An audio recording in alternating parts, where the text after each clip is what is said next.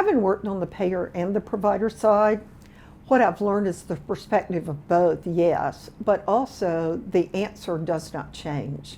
When you are looking at clinical documentation, it either does or does not meet criteria.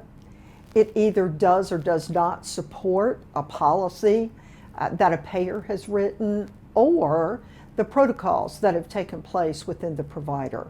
So with that in mind, think of it that very way. Put yourself in that room when you're reviewing the documentation and determine what is or is not the appropriate way to bill that claim. They're well aware of a reason that they potentially denied that claim, understanding why they denied that claim, what resources did they use in order to make their decision, and how might I change that decision that they made based on what documentation I have in front of me and what supports that documentation. You know, we've been complimented by payers oftentimes on the provider side. We appreciate you not wasting our time.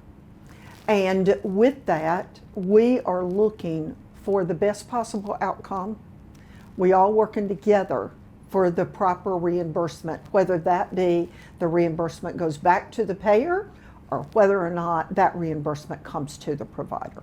You need facts. The facts are in front of you. Discuss just the facts. Take the emotion out of it, that your physician feels strongly this should be paid, or your payer feels strongly that these guidelines weren't followed.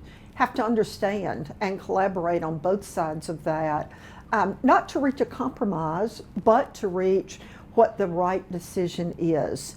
Now, after you learn that, regardless if that's payer or provider, you need to go back and educate others on what you've learned so you don't have the same bad habits.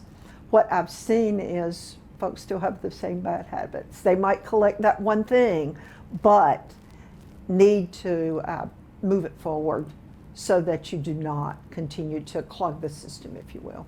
Talk to everyone at the very same time with the very same information, and also let them know how it negatively impacted the organization.